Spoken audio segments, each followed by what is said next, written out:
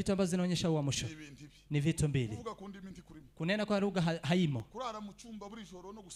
Kulala kwa chumba usiku na kuweza kukosa sauti si hii. Uamsho unaodhihirishwa na vitu viwili. Kwanza ni kusalimiana kwa watu walioshiriki. Biblia imesema Paulo akiwa kwenye alikuwa anasema mumsalimie Onesiforo, ndamukirize Prisikila na Akwila, mumsalimie Prisikila pia Akwila, ndamukiriza bizera bo, muwasalimie waamini wote. asezerana nabo imileto, alipoaga huko Mileto, Biblia inasema ngo begamiranya amajosi, wakaweza kusegamiana.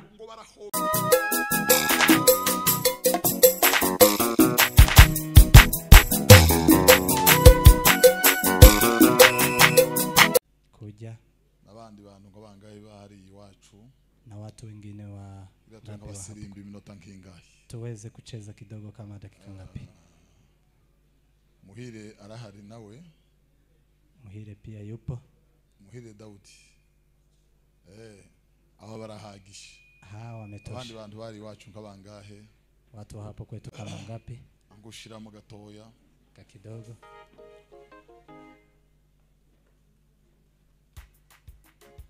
Ariko nta wundi muntu twigijeyo woza wese twohimbazanya umukiza Yesu. Hatujamwambia mtu yote kutoka ili atakayekuja tutasifu pamoja.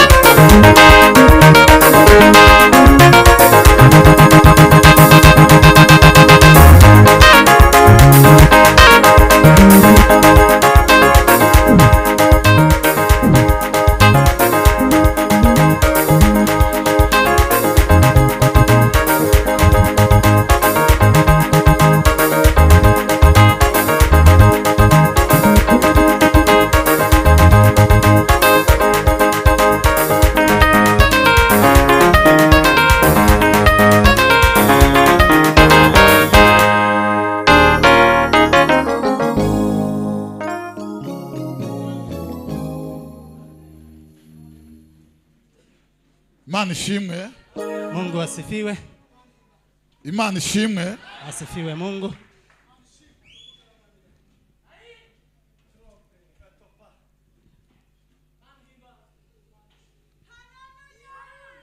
Imana ihimbazwe. Apewe sifa Mungu. Bwana asifiwe. Asifiwe. Imana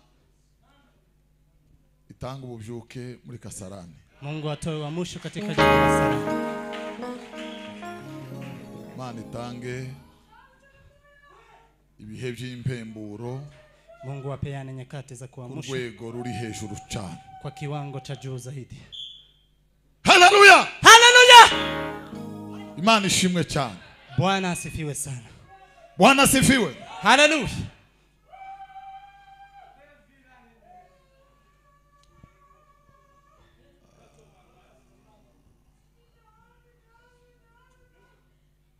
Uboneka abasore be n'aba volontaire babishaka bafite umwete n'ishaka.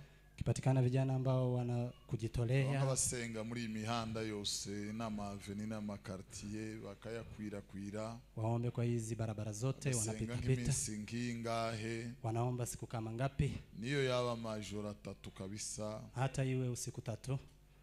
Genda basenga mu mihanda, basenga imanuka izamuka, bakata bamanuka bazamuka. Wakiomba kwa barabara zote wakipita pita. Hari Imana yakora. Kuna kile Mungu anaweza akakifanya. Bwana asifiwe. Amen. Hari Imana yakora. Kunacho Mungu anaweza akakifanya. Imana ihabwe icyubahiro. Mungu apewe sifa. Ushimiye Imana yo mu ijuru. Tunamsifu Bwana wa mbingu. Yakijije Pasteri Mama Tony, ambaye imemponya Pastor mama yake na Tony. Kumubona ari muzima, kumuona akiwa na afya nzuri. N'umurimo ukomeye w'Imana yo mu ijuru yakoze. Hiyo ni kazi kuu ya Mungu wa mbingu aliyefanya. Imana yakoze imirimo ingana gutyo. Mungu aliyefanya kazi kuu kama hiyo, igasibangatanya imva imbere ye, na kuweza kutoa mauti mbele yake, ngo imuhereze igihe cyo kubaho, ikaweza kufunika ndipo sampe muda wa kuishi. Mungu apewe sifa. Bwana sifiwe. Imana kubwa mwese abaraha. Nashukuru kwa ajili ya nyinyi nyote mlioko hapa. Bwana bahereze umugisha. Mungu awabariki. Bwana sifiwe. Amen. Kindi bandu bavuze ko tudaseka n'abashuti cyane kuri watu ambao wameseka tucheki kabisa nibidashoboka kugira icyo ntanze ningeweliweza cyo kubashimira. Imana bahereze umugisha. Mungu awabariki. Nibisanzwe kandi muzukuye ku mutima. Nasema haya nikitoa kwa moyo. Nibisanzwe gusa hari igihe bitaba byaje. Ni kawaida hajakuja. Muri natire ndi umuntu uzuhunama. Kwa maumbile mimi ni mtu ambaye anazuba na ninazuba sana. Nasanga abandi bamaze guseka. Napata wengine wameshamaliza kucheka. Nuko ngasanga ikigezweho atari cyo guseka. Napata kile ambacho kimefikiwa si cha kucheka na inapita hivyo. Ariko nta wundi mutima. Lakini sina mwingine. Ibibazo ngibyo abandi nanje. Nami nina matatizo kama wengine. Si washizidi. Mani bahereza umugisha muvandimwe. Mungu aendelee kuwabariki sana. Mungu awabariki.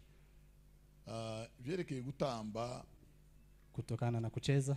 Nabyo nandi makuru yanje binafsi atara yigiterane. Nayo pia ni habari zangu binafsi si ya mkutano. Kuriya twatambye ndako tutagisi. Hivyo tumecheza kabisa. Iyo abayo gusimba biza agashira nk'amezi 3. Ikija kuruka inakuja inamaliza miezi 3. Si cyane. Si sana. Ariko bene rimwe azabo biza nko mayinga birakurikirana ariko nani simenye ko byaje. Lakini saa zingine inakuja kwa juma mbili zinazofuatana. Uko twashimye umukiza habwe icyubahiro. Lakini hivi tumemsifu Bwana apewe sifa. Bwana sifiwe. Amen. Reka rero dusome ijambo. Cha tusome neno. Tubashimira ku ikaze. Tukiwashukuru kwa kukaribisha. Bavandimwe. Na kuweza kutualika wandugu. Umwami Imana. Mungu abaho umugisha. Awabariki. Bandu benshi tudaherukanye. Watu wengi kwa siku nyingi bila kuonana. Ntabwo tuvuza amazina yabo. Hatujasema majina yao. Kandi twabatekereje abandi tubibuka. Na tumewafikiria wengine pia tunawakumbuka. Bila ko hariho abandi tutibutse. Kwa maana kuna wengine ambao hawatakuwakumbuka. Tagira ngo none bo ntabwo ari banini muri twebwe. Wasizania kuwa wao hawana nafasi ndani yetu. Murangana, umwami abahereza. Nyote mnatoshana, Mungu awabariki. Mana ishimwe cyane. Mungu asifiwe. Turasoma cya gice cyo mu Bafilipi 2:3. Tasoma wa Filipi 2:3. 2:3. 2:3 waraka wa Paulo. Mukagire ico mukorera kwirema ibice cyangwa kwifata uko mutari, ahubwo mwicishe bugufi mu mitima, umuntu wese yibwire ko mugenzi we amuruta. Amen. Amen. Turarangiza dusomye Itangiriro. Tasoma tena Mwanzo 22 22 no ku 9 na mstari wa 9. Bagera ahantu Imana yamubwiye, Abrahamu yubakayo igicaniro, yararikaho zankwi, abuha Isaka umuhungu we, amurambika kuri ico gicaniro hejuru y'inkwi. Abrahamu arambura ukuboko yenda wa mushyo ngo asogote umuhungu we. Marayika Uwiteka amuhamagara ari mu ijuru ati, Abrahamu, Abrahamu. Aritaba ati, karame. Aramubwira ati, ntukoze ukuboko kuri uwo muhungu, tugire ico umutwara, kuko ubumenye yuko ubaha Imana, kuko utanyimye umwana wawe w'ikinege. Amen. Amen. Mwami Imana, utugirire ineza nini cyane, turayikeneye mwami. Uyu munsi urenze ikivi ku mutwe, uhereye aho gikwiriye gutangirira, ndavuga mu mitima, weyura umwijima n'amayira abiri imbere y'uwo ari we wese. Ijambo ry'ubugingo ryumvikane, uhindura ubusa imigabane imigambi ya Satani. Icyubahiro garukira Imana yatanze umwana wayo w'ikinege. Mwami, ndagushimiye ku mugoroba ukora ikintu gisha, amaso yose akakibona, amatwi yose akacumva, amaboko akagikoraho, bikabera gutyo ngo izina ry'Imana rihabwe icyubahiro. Ndagushimiye ko tuganiriza bihagije, uhinduye ubusa imigambi ya kera igayitse, imigambi yavuga kugeza ku ya none magingo aya, itsindwe yose imbere y'ukuboko kw'Imana kwitwaje inkota ikomeye.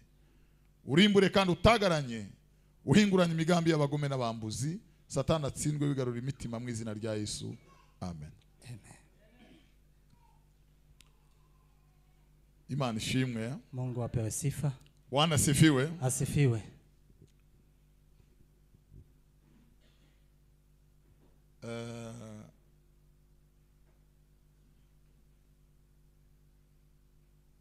Igituma tutagira impamvu zatuma twirema ibice, kwa nini hatuna sababu za kutufanya tuweze kujigawanya? Nuko mundu wese ari urugingo rwa mugenzi we. Ni kwa maana kila mmoja ni kiungo cha nduguye. Muntu uriya umuntu mwiyaje abagana mu itorero cyangwa mu itsinda, mmoja akija akiwaelekea kwa kanisa ama kwa kundi fulani, ni jambo rivuga ngo uyu niwe wenda. Neno lao sema angalau huyu. Niko kuvuga ndi huenda huyu.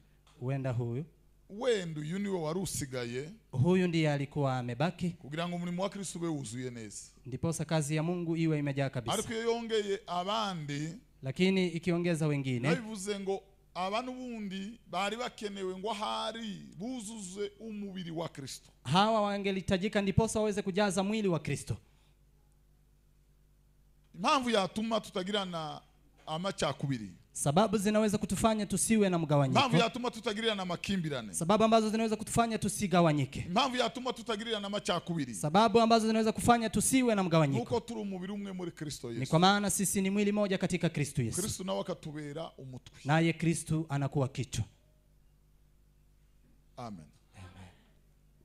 Amen. Amen. Ejo wenda nitubona kanya twabigarukaho. Kesho tukipata nafasi tunaweza tukarudilia.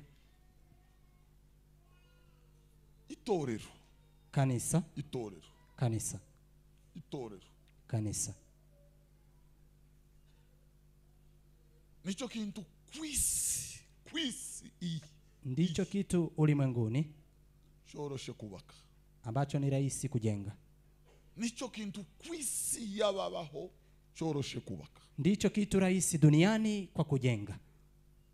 Kuberako kwa maana niwo murimo mwiza wonyine kwisi wisangije ubwiza bwose.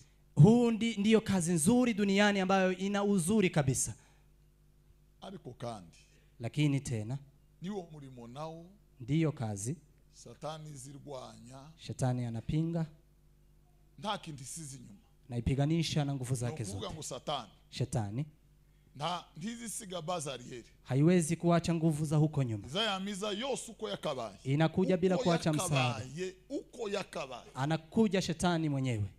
Izihera kuba daimoni bikuzimu, anaanza kwa mapepo huko kuzimu. Igahera kumyuka mibi yo muri yisi, inaanza kwa pepo za huko hangani duniani. Igahera kumyuka mibi ya handi wo mwijuru tegeka isi y'umwijima. Inaenda pia kwa pepo ambazo zinatawala huko duniani. Igahera kumyuka mibi ya ikorera mu batubaha Imana, kwa pepo ambazo zinatumika kwa watu ambao hamtii Mungu. Shetani anasimama. Bwana sifiwe. Amen. Ama zikarwanya itorero, alafu anapiganisha kanisa. Ama zikarwanya itorero, alafu anapiganisha kanisa.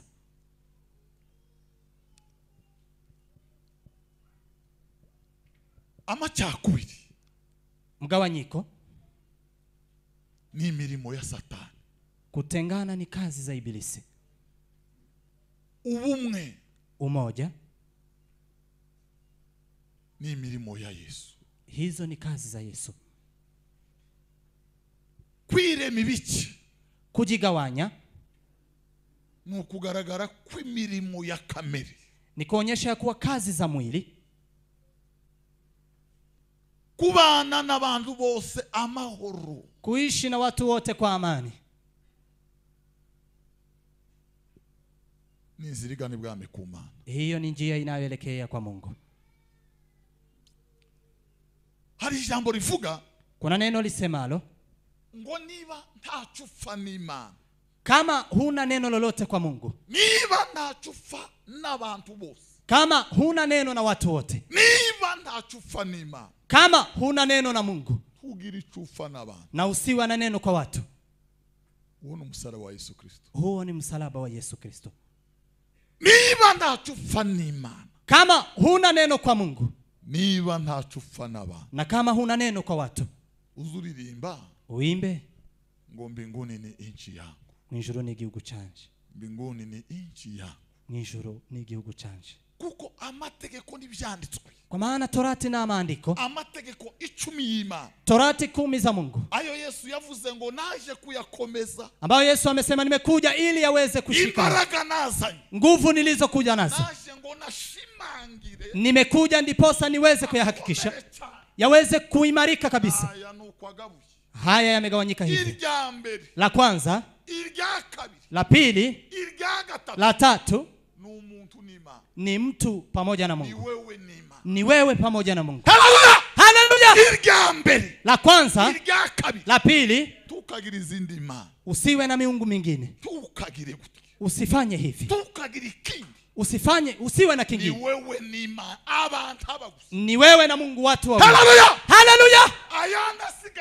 Mengine yote yaliyobaki, yengine 7 yote, ni wewe na mimi na wajirani, ni wewe na watu wa Kasarani na watu mnaoishi, ni wewe na pasta na Wakristo na wengine. Ni hivyo, ni hivyo, ni hivyo.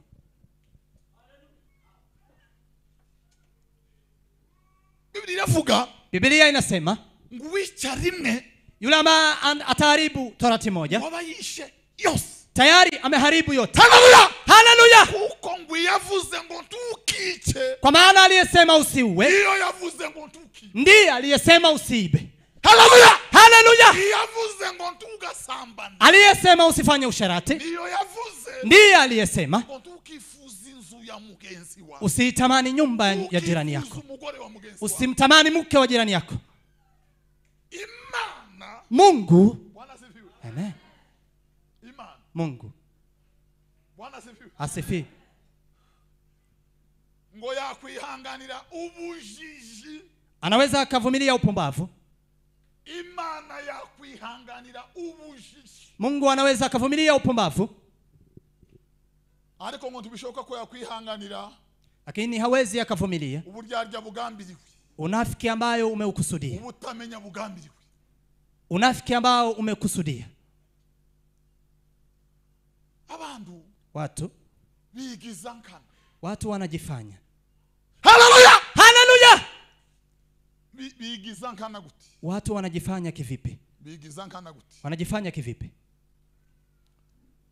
Kamvuge imyuka nk'itatu gira turangise. Chaniseme. Changa dukomeze. Kama 3 alafu tuendelee. Iyo bivuze ngo imyuka abantu bahita bumva imyuka ikuzimu. Wakisema pepo roho, watu wanasikia pepo za huko kuzimu. Lakini tuseme roho 3. Umwuka wa mbere, roho wa kwanza ni umwuka w'ubugingo. Ni roho wa uhai. Biblia inasema ngo imaze kurema umuntu, alipomaliza kumumba mtu, ngo ahinduka umurambo, akawa maiti. Ngo Imana imubararaho, Mungu akamlalia, ngo imuhumekeramo umwuka w'ubugingo. Mungu akamupulizia pumzi ya uhai. Undaba ubugingo buzima. Mtu akawa uhai. Hallelujah! Hallelujah! Ubwo bugingo ndibuza umarwa n'itabi. Uo uhai hauwezi kumalizwa na sigara. Ubwo bugingo umuntu azabujana gusambana akabugirana inkuba. Uo uhai mtu anaweza kwenda nayo usherati. Imana yahaye waremwe. Uhai Mungu amempa aliyeumbwa. Imana yabahaye. Mungu aliyewapa. Numwuka ubugingo Imana yabahaye. Ni roho wa uhai Mungu aliyowapa. Hawawezi kukauka. Huku ni, na hata huku pia ni nusu. Wanaendelea kuwa. Hallelujah! Bari mu bugingo bwavuye kuma. Wanao uhai uliotoka mbele ya Mungu. Kandi ubwo bugingo Imana yaduhaye. Na huo uhai Mungu alitupa. Bwana asifiwe. Asifiwe. Sasa tuli kumwe ba. Tuko pamoja. Muri ubwo bugingo Imana yaduhaye. Kwa huo uhai Mungu alitupa, ni mu bwenge buba. Ndipo kuna hekima. Ubwo bwenge, huo hekima, nibwo buza butuma dukunda tukanga. Ndiyo inatufanya tupende ama tuchukie. Nibwo buza butuma dutekereza. Ndiyo inatufanya tufikirie. Tukagira makengo ubundi tukayareka. Na tunaweza kuogopa ama tusiogope. Nibwo buza butwibutsa ku rubanza ruhari. Ndiyo inatujisha kwamba kuna hukumu. Ubwo bugingo bwazanye ubwenge bw'Imana. Ni huo uhai ulioleta akili. Hallelujah! Hallelujah! Biblia inavuga. Biblia inasema. Bwana asifiwe. Asifiwe. Ubwenge bwavuye kuma. Hekima iliyotoka kwa Mungu. Icyambere. Kwanza, ngo burabone. Ni safi. Icyakabiri. Pili. Hey! Ngo bwemera kugirwa ina. Inakubali kushauriwa. Icyagatatu. Tatu. Ngo nubugwaneza. Una utulivu.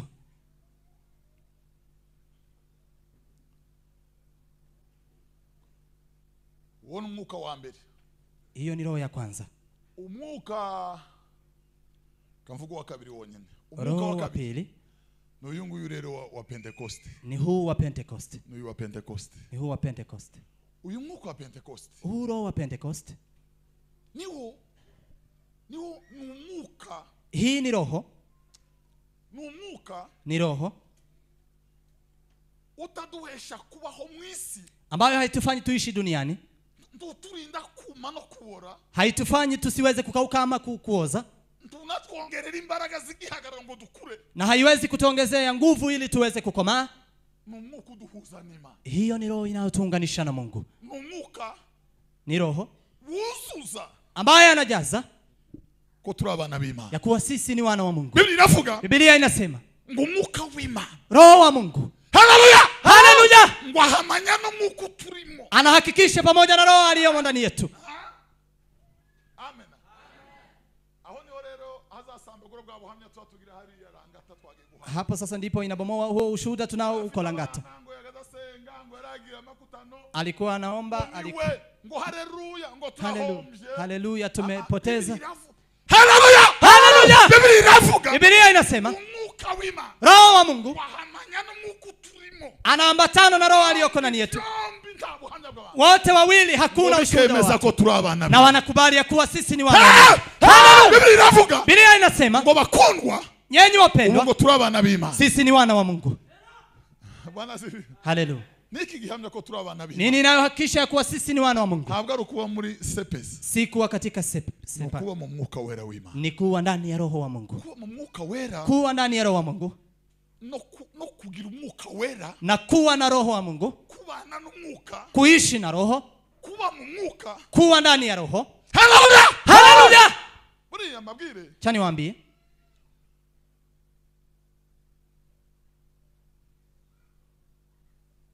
Kubana n'umwuka. Kuishi na roho. Bitandukanye no kugira umwuka wera. Ni tofauti na kuwa na Roho Mtakatifu. Kubana n'umwuka. Kuishi na roho. Ni igikorwa. Hiyo ni kazi. Amakuru na yangaye. Habari ni hizi. Siriya sindaraza. Hii si ni viti. Bakamatera korasi gato. Wanapiga korasi kidogo kidogo. Yakuzura twagira ngo huyu anajazwa. Wanajazwa. Uri hagati ya Ruhana w'icyuya kikabira kaza yamagira we. Huyu anatoa jasho. Ari kumwe n'umwuka. Anakaa na roho. Lakini hayumo ndani ya roho. Haleluya! Iwacu hari umuvyuke we. Kwetu kuna uamsho kabisa. Ariko ntabwo uvyutse wewe. Bwana sifi. Lakini si uamsho. Bwana n'umwuka ariko ntabwo ugira umwuka wewe. Unaishi na roho lakini huna roho wa Mungu. Biblia inavuga. Biblia inasema. Kama roho aliyemfufua Yesu Kristo. Anakaa ndani yetu. Haleluya! Tutumaini ya kuwa aliyemfufua Yesu ataweza kukufua mimili yetu. Hatutafufuka kwa maana tulikuwa tumezikwa. Hatutafufuka kwa maana ufufuo umekuwa. Tutafufuka kwa sababu mkutano tulikuwa na Roho Mtakatifu alikuwa ndani. Haleluya! Ndio maana Biblia inasema wamoja watafufuka, watafufukia uhai wa uzima. Wengine watafufuka gukorwa n'isoni no gusuzugurwa, kuaibika pia na kuweza kudharauliwa. Bega uzumva umwuka wera. Unamsikia Roho Mtakatifu. Uzumva umwuka wera. Unamsikia Roho Mtakatifu. Ni gutumuka wera zakora. Roho Mtakatifu anafanyaje? Ese turi kumwe ba? Je, tuko pamoja? Haleluya! Haleluya! Kama bwira tungagira sinzi. Cha niwaambie kidogo. Iyo umuntu yaguye, to akiwa ameanguka, yarigeze imbaraga z'Imana. Akiwa amewahi kuwa na nguvu za Mungu. Iyo umuntu yaguye yarigeze imbaraga z'Imana. To akianguka akiwa amewahi kuwa na nguvu. Iyo umuntu yaguye yarigeze imbaraga. To akianguka aliwahi kuwa na nguvu za Mungu. Turuza. Unaona hapa? Azamanurwa. Anashushwa n'abadaimoni barindwi na mapepo 7 ngo bamurusha imbaraga ambao wanamzidi nguvu. Bibihangange wale mashuri kabisa wanamfunga mikono. Haleluya! Ngo bakamunyuza umucamo na wanaweza kumpitisha huko kando, wanampatisha Anania na Safira, wanapatisha Alexandria, akina Gehazi na Kaini, na wanafungiwa hapa mahali kunatoka moshi ambayo kuna sauti ambazo zinamkata tamaa. Wanalia asubuhi na mchana na usiku. Hiyo ni urithi wa wale manafiki ambao wanakaa kanisani. Wale ambao wanakaa kanisani bila kuwa wanakuwa washerati. Tuko pamoja. Asifi. Mtu akiwa ameshikwa, wanamfunga mikono nyuma. Wanamfunga. Asifi.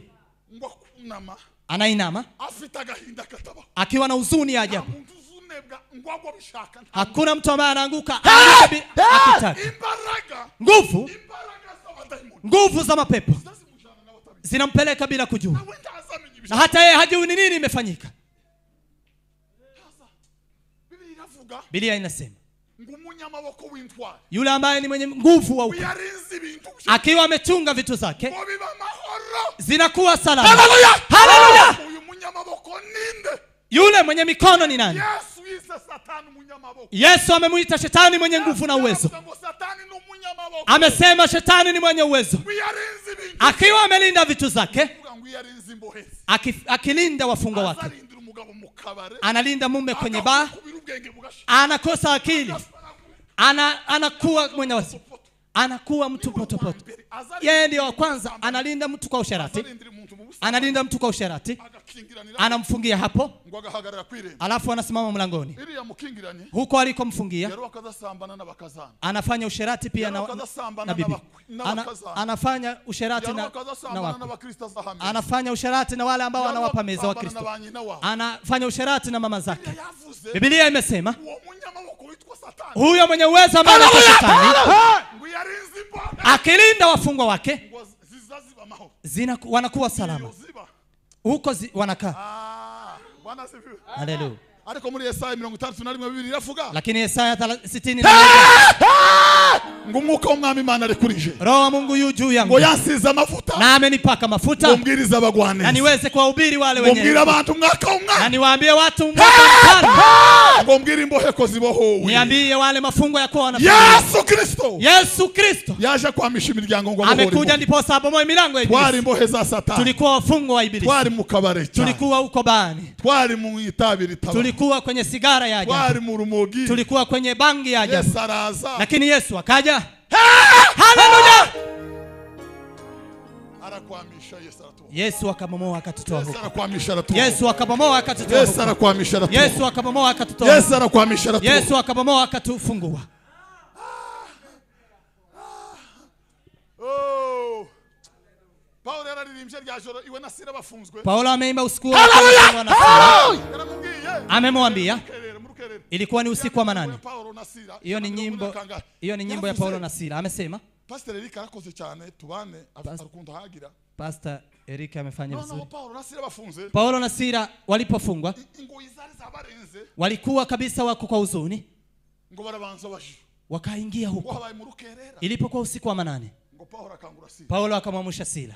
Ngo banza kuririmba mbere yo gusenga. Akaanza kuimba kabla ya kuomba. Ngo naona maisha ni yenye maana. Haleluya.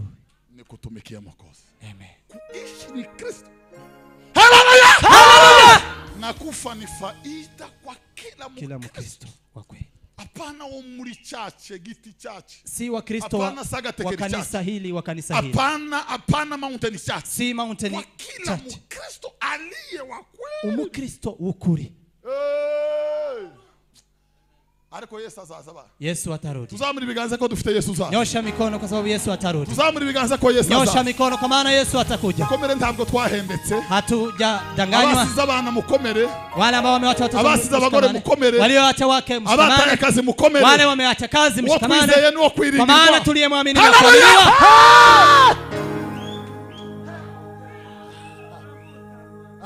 Bwana asifiwe. Asifiwe. Paulo alifika hapo chini. Alikuwa anasikia ni kama hajafungwa. Akaanza kumwambia, sasa natunzwa shambani kwa mvua na jua la mbingu. Muyani magambo. Kwa maneno mengine, neno ambalo nalisikia kanisani, yale zile kesha ambazo nafanya mimi si tasa, Wakristo wa tasa. Haleluya. Mnasikia neno hambadiliki. Mnakula lakini hamshibi. Tasa wanaweza lakini hawawezi kuchukua mimba. Paulo akasema haleluya. Ngaburigwa namzalia matunda. Mimi si tasa. Petro amesema mambo ya Mungu yakiwa ndani yenu na yaweze kujaa ndani yenu na atawafanya msiwe tasa. Haleluya. Sasa wanaambiwa kuamini lakini hawawezi kuamini.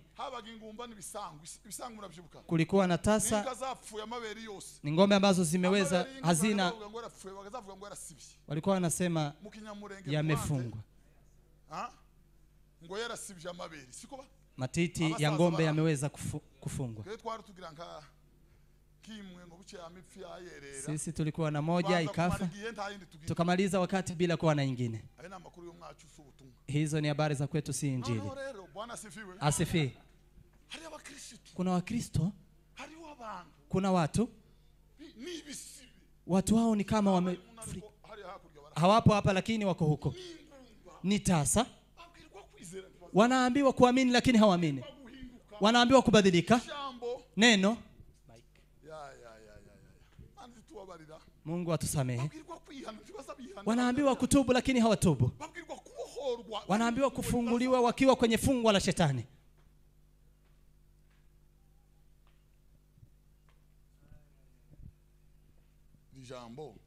Hile neno. Tu akiwa ameanguka, anapelekwa, anapitishwa kando, anapitishwa hapa, anafungwa kwenye pango.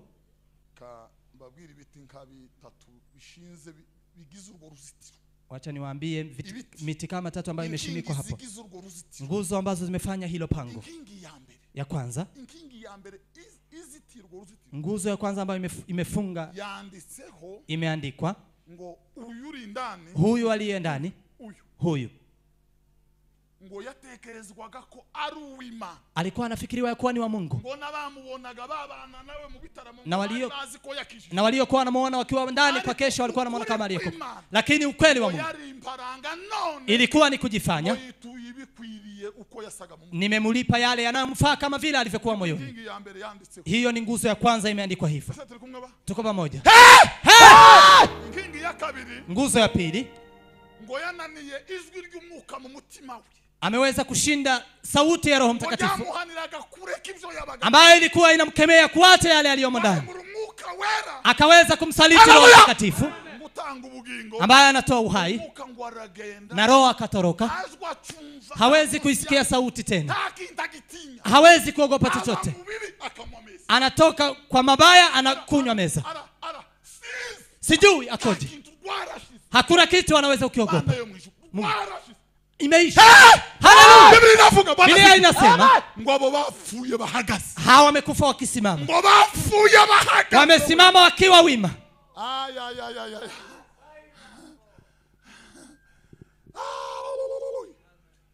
Wanajua kuomba Mungu na kusengenya, wanajua kuhubiri na kulewa pombe, wanajua kuiba na kutokusamehe, hawajapokea Yesu. Tumpe Bwana utukufu. Haleluya. Ndugu zangu, hao bantu ni bani? Hao watu ni akina nani? Hao ni bani? Ni akina nani? Ni bani? Ni akina nani? Biblia inasema katika Zaburi, hayo yote wanafanya na ninawaacha, wanazania kwa kama wao. Nguzo ya mwisho imeandikwa, ameweza kudharau kile damu ya Yesu imefanya. Huyu aliyokaa hapa amedharau kile damu ya Yesu imefanya, ameweza kuyachezea. Haleluya. Kwa maneno mengine, ameweza kubadilisha mambo ya Mungu mambo ya 16. Ngo kandi muri mwe ndani yenu ngo ntiyakabusambana, kusiwe mtu afanya sharati ambaye anayechezesha mambo ya Mungu kama Esau ambaye ameweza kupeana urithi wa mtoto wa kwanza, akaweza kupeana kwa lisho kidogo. Ameweza kupeana utoto wa kwanza, uzaliwa wa kwanza akapeana kwa maharagwe.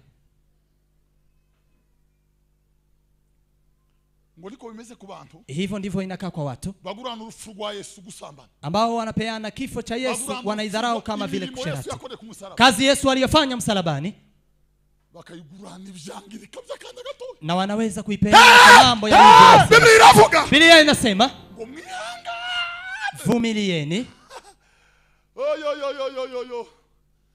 ngo mugeze ku mwanya wanyu mpaka muda wa mwisho, ngo muzahabwe wa murage, muweze kupewa urithi ambaye haiwezi kuoza na kuweza kuchafuliwa na kuweza hata kuishi. Hiyo ndiyo mmewekewa ninyi ambao mnalindwa na nguvu za Mungu, ninyi mnaolindwa na nguvu za Mungu.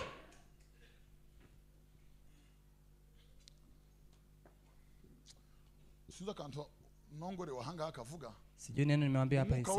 Roho Mtakatifu ngo mu mutima wa Mkristo, ndani ya moyo wa Mkristo, ngo ni ushinzwe, yeye ndiye ana jukumu ngo kulinda itegeko nshinga ry'Imana mu mutima wa Kristo. Yeye ndiye ana jukumu la kuweza kulinda sheria ya Mungu kwa moyo aliyekoka. Ninyi ni barua iliyoandikwa mu rwandiko rwanditswe, ni kwa Roho wa Mungu, kubw'Umwuka w'Imana, si kubisate by'amabuye, si kwa mawe, ni kubisate by'imitima yanyu, ni kwa vipande ya miili yenu. Igituma tutaza tunywa kanyanga. Kwa nini hatunywi pombe?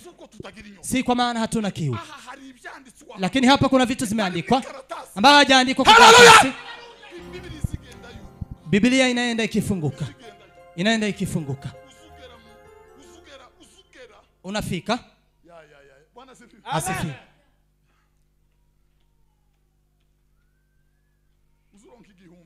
Unapata 1000. Biblia inafunguka hapa.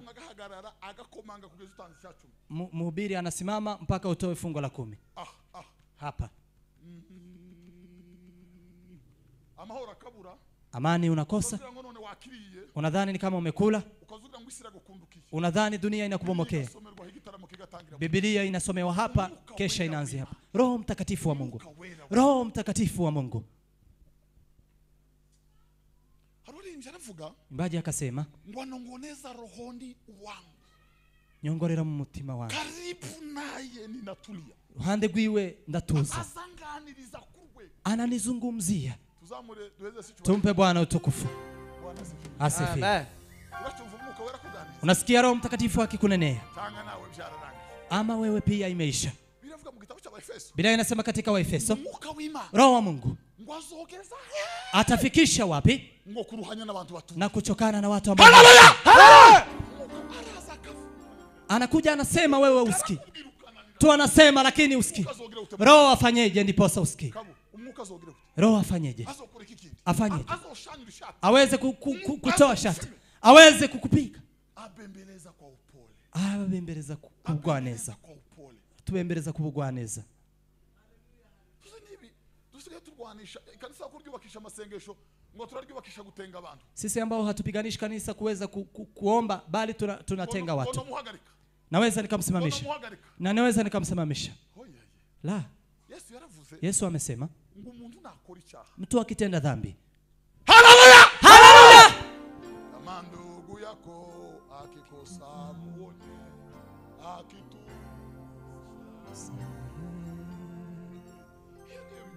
Hiyo ndiyo Biblia. Hiyo ndiyo Biblia ndugu zangu. Hapana kutenga watu mwishane n'urwango. Si kuwasimamisha watu kwa chuki na si kuwaona kwa sababu walikuwa wamekosa. Tumemfikishia shetani. Biblia inasema, Biblia neno la Mungu, umtembelee mkiwa peke yenu. Umwinginge kubw'imbabazi. Uweze kumbembeleza kwa upole. Biblia inasema katika Wagalatia, muwarejeshe na roho wa upole. Haleluya! Muweze kuwabembeleza. Ngona kunanira. Akikushinda, ngurebe mugenzi wawe mumugendere muri babiri. Angalia ndugu yako, mtembelee mkiwa wawili. Bijambo rivuye mu kanwa k'abantu babiri gemeze ko. Neno lililotoka kwa watu wawili liweze kubaliwa kwa ni ukweli.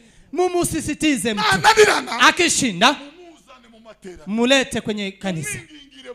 Muweze kumsisitiza kanisa. Akikosa, ngo mumufate nk'utenzwe muri. Mumuchukulie kama aliyetengwa ndani yenu. Mufate nk'umuntu uhagaritswe. Mumuchukulie kama mtu aliyesimamishwa.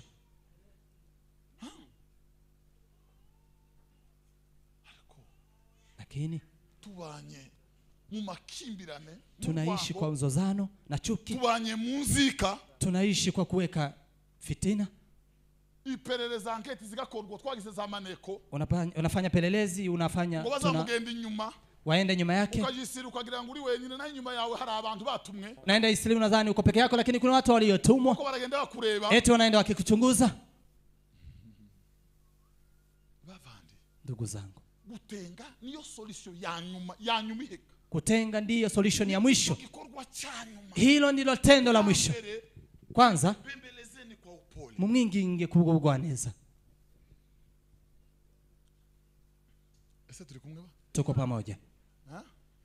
Ko biraza se? Je, inakuja? Biblia inasema ngo bana batoya, watoto wadogo, ntimugakora icyaha, msitende dhambi. Ariko ngo nimukora icyaha, lakini mkitenda dhambi ngo mumenye ko dufite umurengezi. Ndio ya kuwa tuna mtetezi kuri data wa twese, kwa baba wetu. Uwo ni we Yesu Kristo. Huyo ndiye Yesu Kristo. Ese turi kumwe ba? Tuko pamoja. Hala makuru yagiye aba ahantu henshi. Kuna habari ambazo zinafanyika mahali pengine, mtu anatenda dhambi alafu anatubu na imetoka kwa moyo, analia sana, gacha alafu bakamubabarira, wanamsamehe. Gacha siku nyingine sheria inakaa, kikao inakaa, wanasema tumsimamishe. Je, mtu aliyetubu na mmemsamehe, ururukika rumeze nk'urwo kuri collectivity. Hii mahakama ambayo inakaa kama collectivity. Ukuri ni kanisa la Kristo. Hili ni kanisa la Kristo. lakini hamjui vile Yesu anapenda Mkristo. Mnamrusha kwa sababu hamjui Yesu amemtoa wapi. Ameacha 99. Ameacha 99. Akaenda kutafuta moja ili. Haleluya!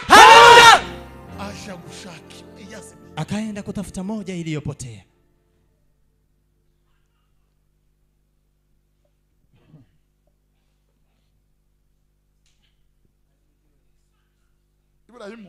Ibrahim. Nikamwambia definition ya Ibrahim. Cha niwaambie maana yake ya Ibrahim.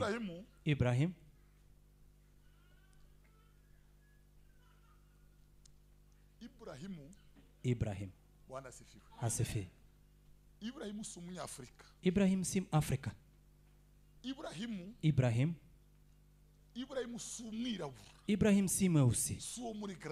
Si mtu wa huku Afrika, maziwa makuu ya Afrika. Mungu amesema, akamwambia Musa mwanawe, akamwambia, mimi ni Mungu wa nani? Mimi ni Mungu wa Ibrahim. Baada ya hayo mingine mnasema Mungu ya hizo ni Mungu mwingine, si Mungu wa mbinguni. Mungu mwenyewe ni Mungu wa Ibrahim. Tuko pamoja? Chani rudi kwa jambo lingine. Tuko pamoja? 90. Watu walikuwa wameanguka tena wakaenda kwa uchawi. Watu walikuwa na miungu inayoitwa Jangombe. Wake wanavaa uchi, wanajipaka matope. Wanasema baba mko wakiwa wanasema. Unajua wakati huu Mungu alikuwa amesema kitambo, mimi ni Mungu wa Ibrahim. Daudi alikuwa ameimba zaburi huko kitambo. Yohana alikuwa amekatwa kichwa. Wakati huo kwetu walikuwa bado wanafanya uchawi. Msingi ya kusema Mungu huko. Hakuna Mungu wa huko kwenye poli hii. Sijui Mungu wa wapi. Hakuna Mungu mwingine aliyoko. Biblia inasema ya kuwa wanaoitwa Mungu ni wengi. Ya kuwa mambo yanayoitwa Mungu ni mengi. Lakini kwa sisi Mungu ni mmoja. Ndiye aliyetoka. Ndiye baba wa kila kitu. Bwana asifiwe. Haleluya. Ibrahim ameamini bila kumuiga mtu. Na hakuna yule amemfunza kuamini. Kwa maneno mengine, kwa huko shule ya Ibrahim imeandikwa, yeye ndiye director, yeye ndiye mwanzilishi wa shule ya imani. Ibrahim ndiye mwanzilishi. Ndiye mwanzilishi. Ndiye imetoka. Haleluya. Biblia inasema kuamini, imani ndiyo imemfanya Ibrahim.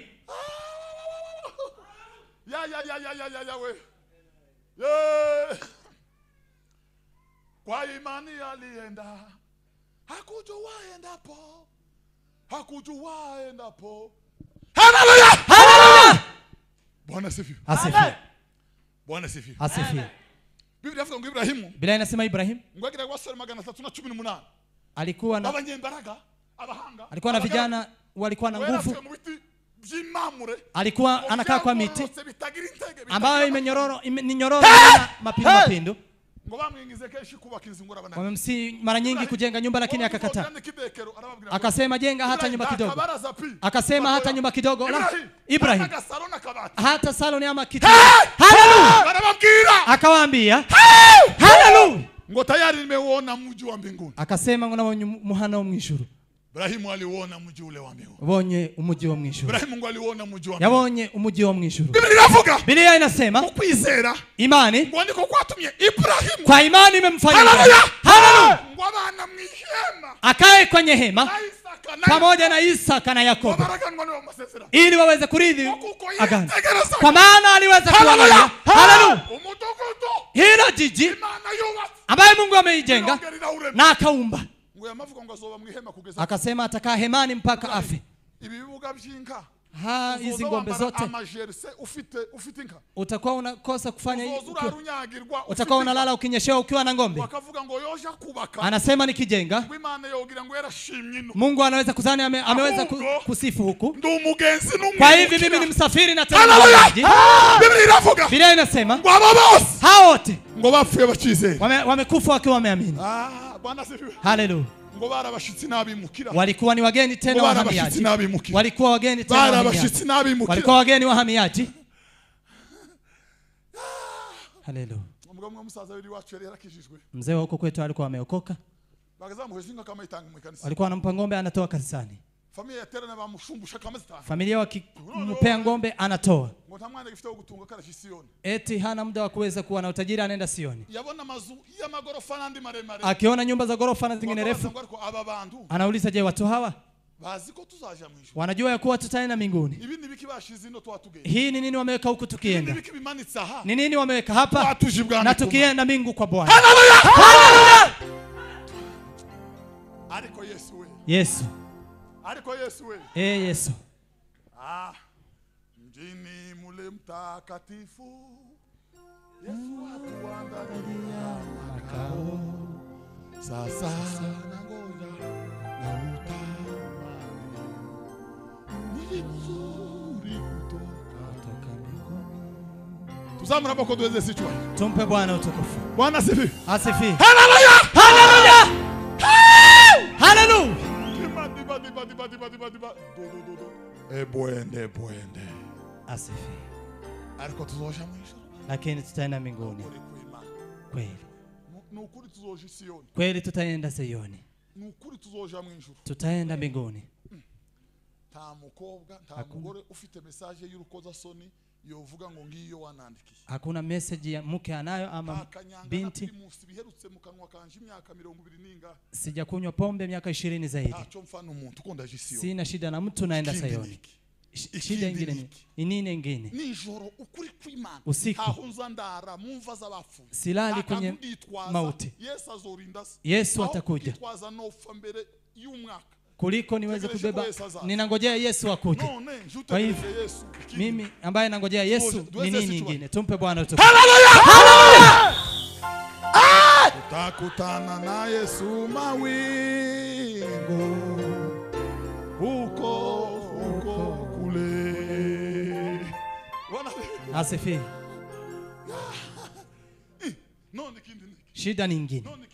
Ni shida gani nyingine? Siku ambayo namaliza nikija, kuna mtu ambaye tumekosana na yeye. Mimi sinawi hata wa kwanza, nangojea wengine wanana. Si mimi anayepakua, nangojea wengine wapakue. Ili nisipakue waseme na kata.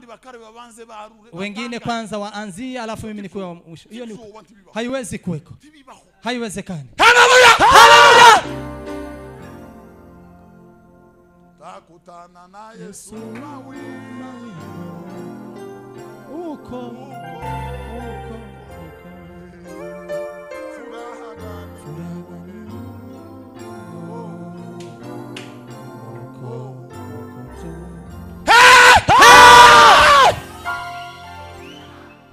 Kare mutima wambwiye. Moyo umeniambia. Inaniambia vitu ambazo siambiwi na wengine. Unakuja kukaa hapa kwa wachungaji. Unasikianga ukiwa sawa mbele ya wengine. Siku unakaa huko ndio namba yako. Amen. Hiyo ilikuwa imepita. Lakini itakuwa bila shida. Kwa maana sisi ni watumishi ambao hawana manufaa. Sisi ni wale watumishi ambao hawana manufaa. Wale ambao hawana maana. Hiyo ni kinywa Yesu. Sisi ni watumishi ambao hawana manufaa. Wale ambao hawana manufaa. Sisi ni bure.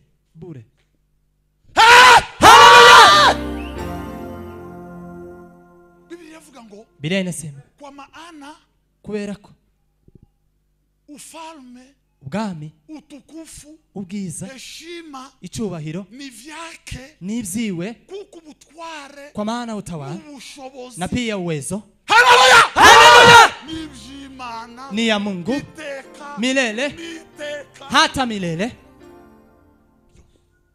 milele kabisa. Ni ya Mungu, ni ya Mungu. Tuko pamoja, tuzamure ibiganza tuweze. tumpe Bwana utukufu. Ariko Yesu sasa, Yesu atakuja, Yesu sasa, Yesu atakuja.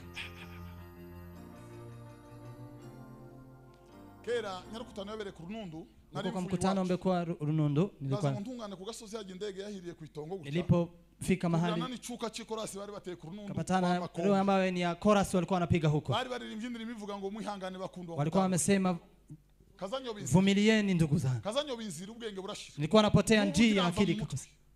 Bararirimba wameimba wakaimba Mana ye mwijuru. Kweli nari nko mu birometero hafi 10 na nilikuwa karibu kilomita 10 na Kazanyo binzira ho nilikuwa nakosea njia, nyoberi gucyabaye muri hisi, nikakosa ni nini imefanyika dunia. Yesu azoza, Yesu atakuja, Yesu azoza mu bwiza bwe, Yesu atakuja kwa utukufu wake, atakuja katika utukufu wake, azaza mu bwiza bwe. Haleluya! Haleluya!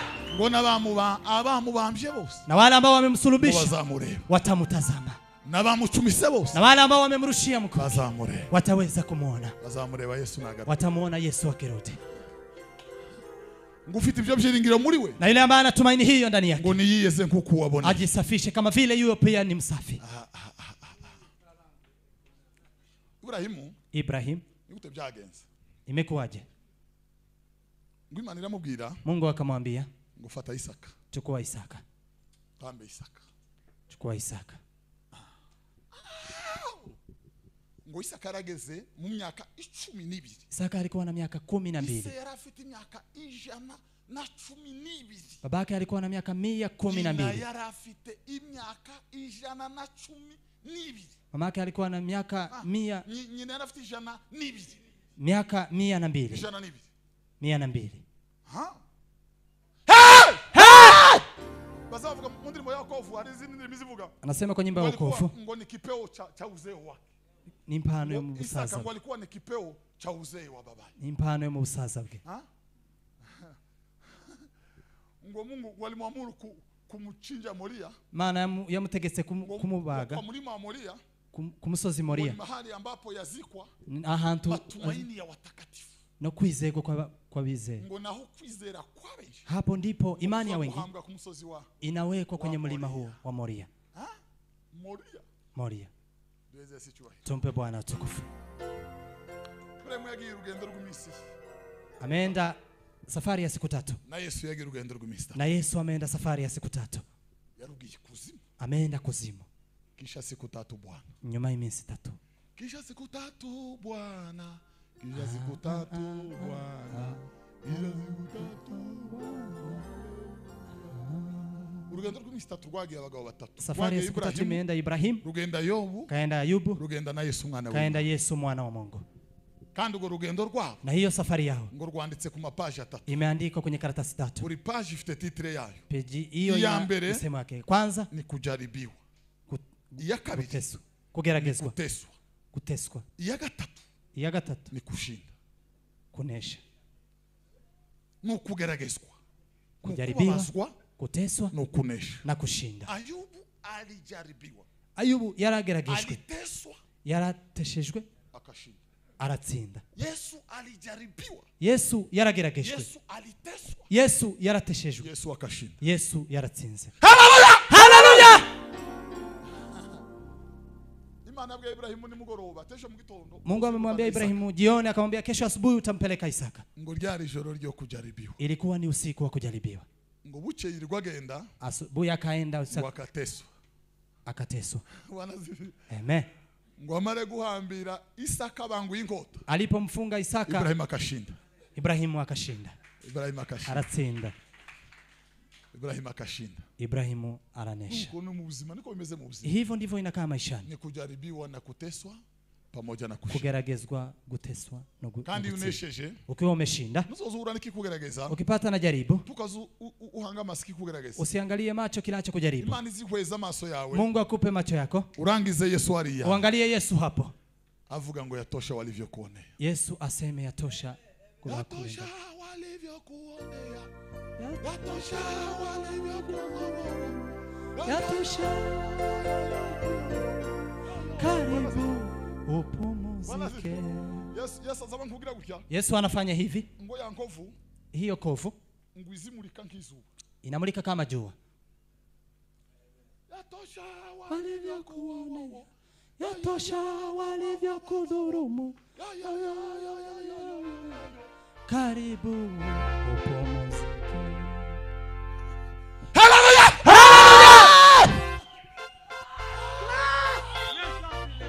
Ariko primus zikunaniza gute? Primus inakushinda kivipi? Imeweza kukushinda kabisa. Mtu mkubwa anaweza kuendelea kuwa ni Primus.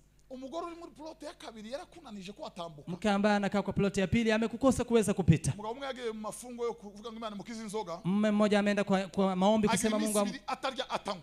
Akamaliza siku bila kunywa bila. Ngo yishire muwiwe. Alipoingia kwake akapatana na mtu ambaye amemtembelea. Akamwambia nilikuwa nimekuja kuwatembelea, kwa hivyo nina haraka. Akaenda na njaa akiwa anaruka, wakapita juu ya nyumba, akapita baa, akapita nenda sawa. Alipofika mbele ya baa, niingie ama nisiingie, niingie ama nisiingie, akaingia kwenye baa, akanywa, akanywa ya ajabu. Hivyo ndivyo watu wanakaa. Kwa nini unakosa kupita baa? Unakosa kupita mke. Ngao ya hapo Yesu amesimama na kovu.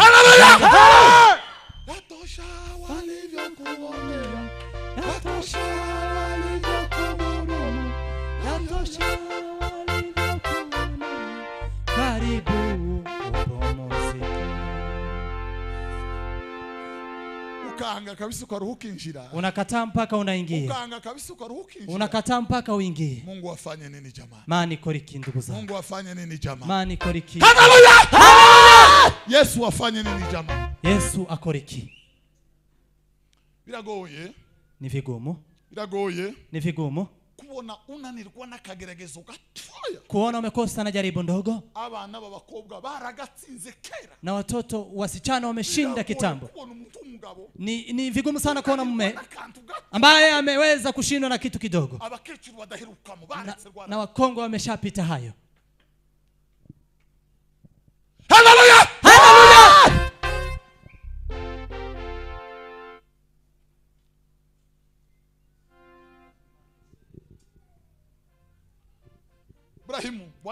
Ibrahim. Mungu akamwambia mtoe Isaka. Ngo usiku kucha.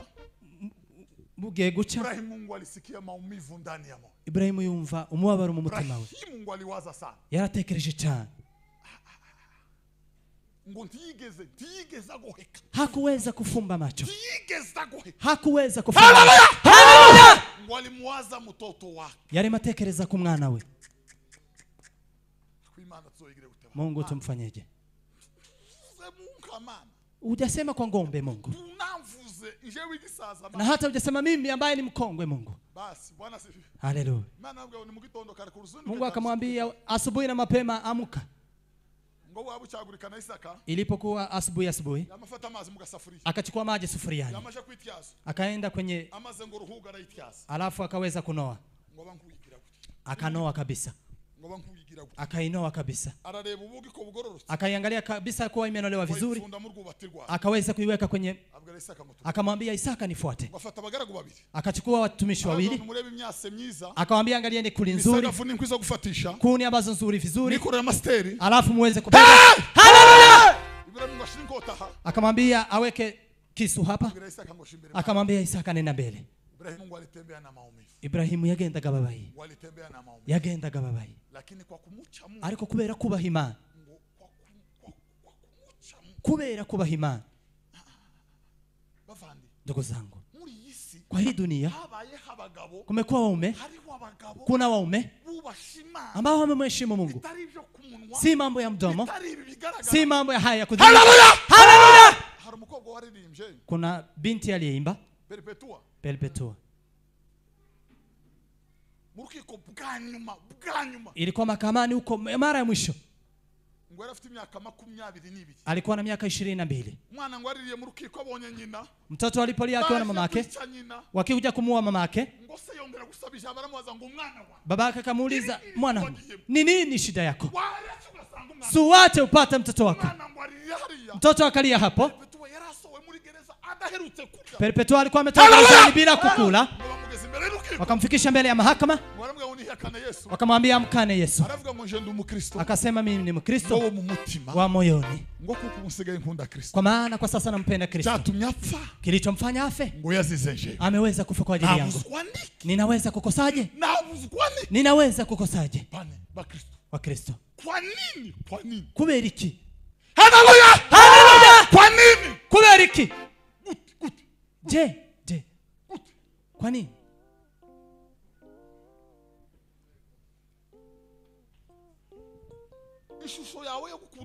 Sura yako ya kumpenda Mungu usiangalie kwenye ibada. Uiangalie ukiwa peke yako mahali. Angalia vile utakavyojichukulia kwa moyo wako, vile unavyosania ukiwa peke yako, bila kukujua, bila kukutambua. Hiyo ndiyo sura ya moyo wako. Lakini system imekuja. Mungu unipe mwisho mzuri. Hakuna Mkristo anayeomba hivyo. La. Mtu ambaye ameanza ni Baramu. Amesema ingelinipa nikufe kifo kama cha watakatifu na mwisho wangu uwe kama. Haleluya! Baramu huyo ni mganga. Ni watu watatu ambao wamefanya dhambi kuliko wengine. Wa kwanza ni Baramu, wa pili ni Yezebeli. Yezebeli ambaye alikuwa ni mama ambaye ni wachukizo. Yeye ndiye amebeba chukizo, akabeba tumboni, akabeba, akalea na ikakua. Akasema Babuloni unaanguka. Yezebeli.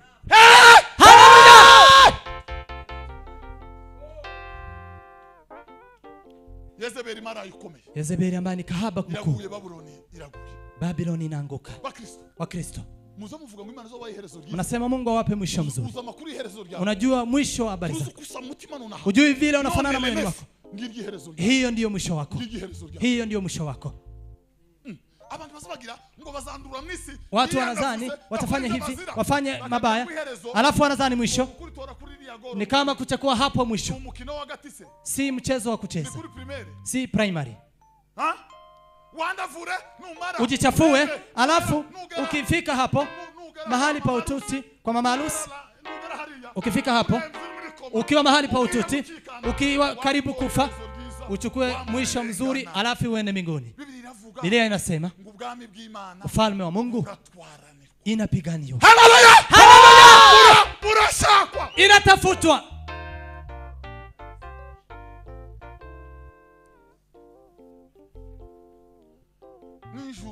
Mbinguni. Si huko kwa soko ya mtoi. Mbinguni.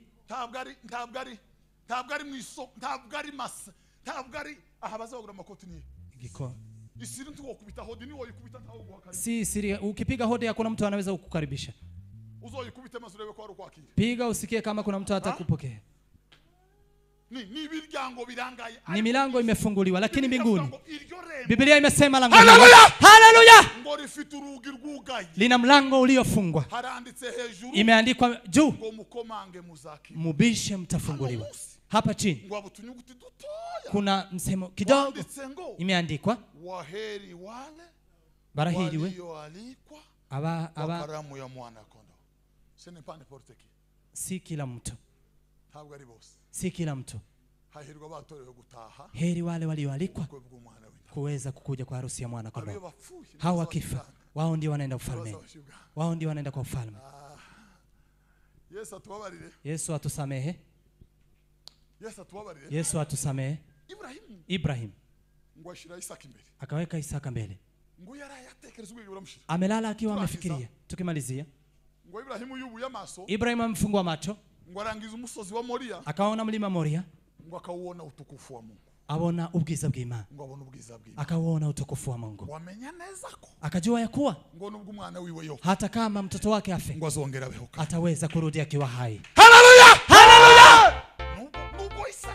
Hata kama Isaka wangu atampeana, lakini atafufuka. Alikuwa anajua kwa Mungu ndiye anaweka kuzimuni, na yeye ndiye anatoa kuzimu. Haleluya! Haleluya! Baravuga ngo nivyo bizi. Akasema hiyo yeye yamusabye aliyeniomba nizazura n'abafu ndiye ataweza kuwafufua waliokufa. Bakavuga ngo Isaka mwana wangu. Akasema Isaka mwanangu, witwaye neza cyane, umeweza kujichukulia vizuri. Tutakutana hewani, tuzabonana mu bwami bwo Mungu, tutapatana ufalmeni pa Mungu. Isaka hakabasi tuzobonana yaho, tutapatana huko ngambo. Ibrahim ngo yitegereza umusozi, alipoangalia mlima ngo akabona ubwiza bw'Imana, anaona utukufu wa Mungu. Haleluya! Haleluya! Yo, Bwana asifiwe. Asifiwe. Ngo akibuka ko Isaka, anakumbuka kwa Isaka aragi ameenda, ariko azongera biho, lakini ataishi tena, azongera abe, atapata uhai mara tena. Imana niyo kwizera, Mungu ni wa kuaminiwa. Haleluya! Haleluya! Biblia inavuga, Biblia inasema ngo nizitanga ubugingo, ndiye anapeana uhai na anafanyaje? Na anajirudisha. Niyo yatanze Isaka, aliyempeana Isaka niyo, na ndiye. Haleluya! Haleluya! Niyo mwisubije baba, na yeye ndiye ameweza kujirudisha. Nimuramukanye mu izina rya Yesu, msalimiane katika jina la Yesu. Mwama bahumugisha, Mungu awabariki. Twiringiye kuzabona Yesu aje kwimingoma, tunafaa kuona Yesu akija. Twiringiye kuzabona Yesu aje kwimingoma, tunafaa kumuona Yesu akija kutawala. Siku hiyo ni ya shangwe.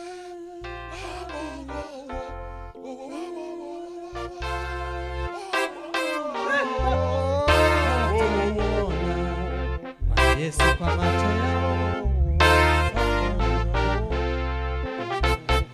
Haleluya! Oh.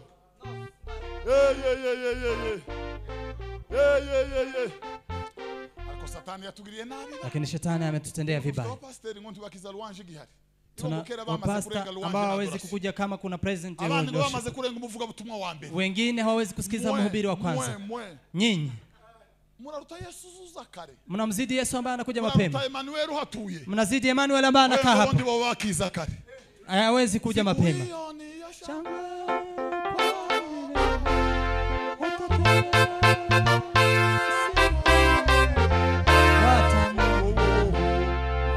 Yesu kwa macho yao wakafurahi. Haleluya! Haleluya!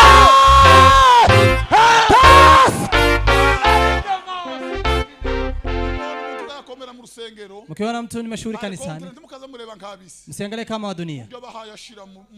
Anaisha. Anakuwa mashuhuri hapo kana.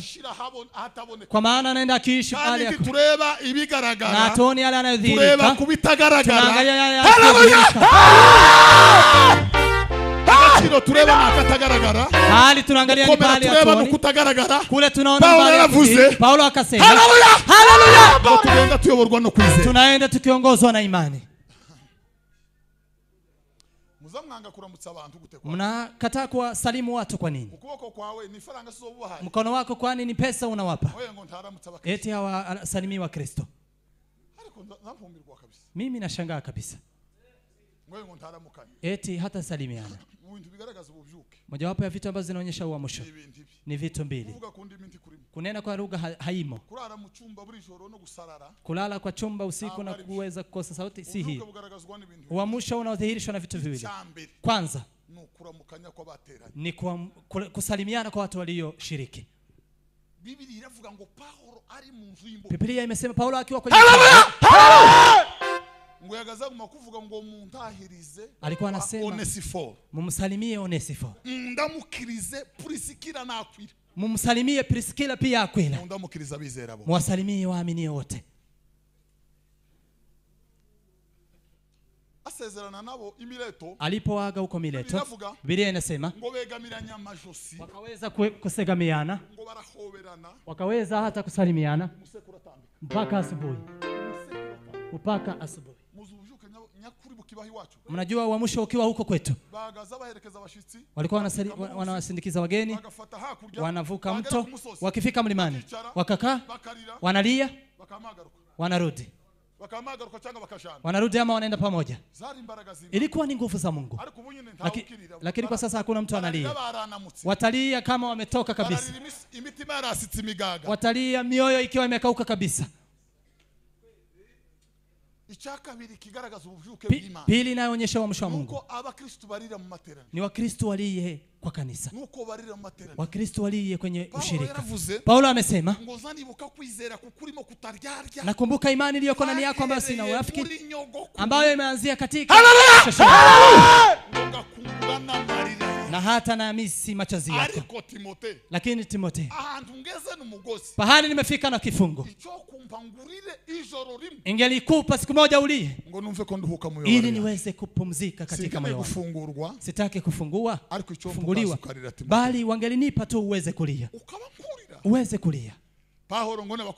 Paulo na wakuu wa kanisa, mzee wa kanisa wakalia mpaka asubuhi. Hiyo ndiyo inadhihirisha uamsho katika kanisa. Wakristo wanasalimiana katika nguvu za kiroho. Wakristo wanasalimiana katika nguvu za ajabu. Unamuona ndugu yako kama umemuona mara ya kwanza. Huwezi kuona mtu bali unaona Kristo ndani yake.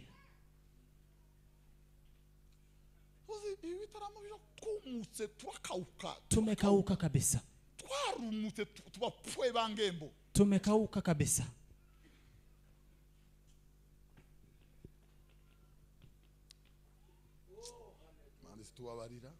Mungu atusamehe. Mungu atusamehe.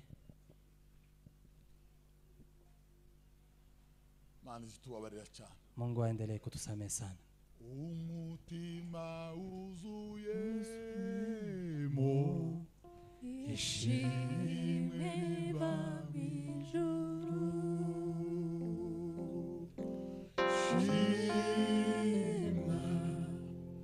shima ebaswa mwami Yesu.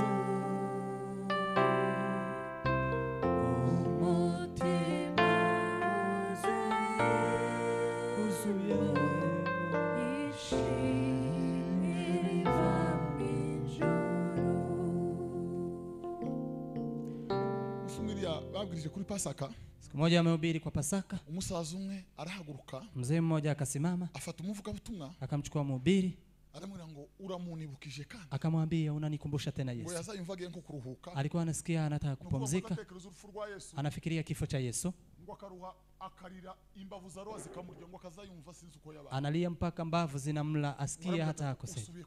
Akamwambia tena unanikumbusha. Umefanyaje? Umenikumbusha tena. Sisi tunausikia habari za Yesu kama historia za Bangladesh. Historia ya Yesu ni kama kifo cha Yesu ni kama habari. Ni habari za huko. Ni kama maziwa ya huko Marekani. Kuna kuku tatu. Kifo cha Yesu. Kifo cha Yesu ambayo inakuja mwezi wa 3. Wanakula nini? Angalia vizuri. Mzee Mnyamlenga amesahau Pentekoste, akatangaza wengine wakiwa wametoka. Akawaambia Jumapili kuja ni Pentekoste. Wengine walikuwa tayari wamepita. Yeye walikuwa wamesahau Pentekoste kama inakuweko.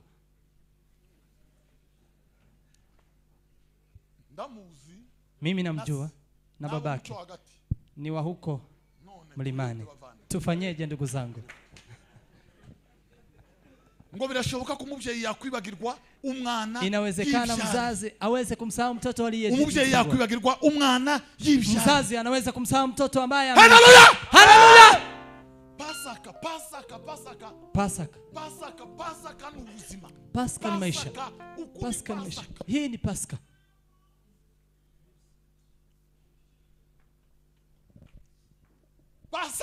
Pasaka ni maisha. Hii ni Pasaka. Tukienda kula watermelon ni Pasaka. Tukiangalia TV ni Pasaka. Hiyo ni Pasaka. Haleluya! Haleluya! te kumucamanza ambonye w'amaraso Chiruruanza rubi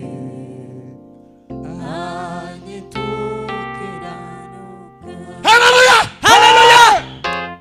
Ariko ejo ndutira yararirimbye ba. Jana ndutira ameimba. Yewe nduti. Dute. Gasopo kabisa. Ejo yararirimbye. Jana ameimba.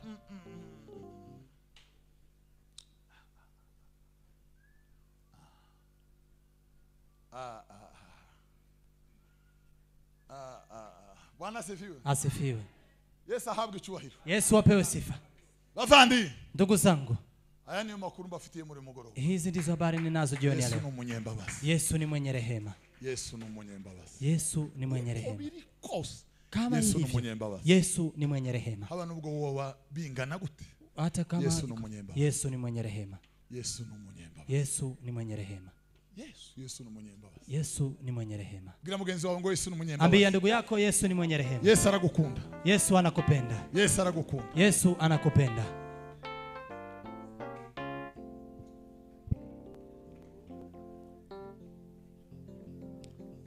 Yesu ni umunyembabazi. Yesu ni mwenye rehema. Bwana Yesu samehe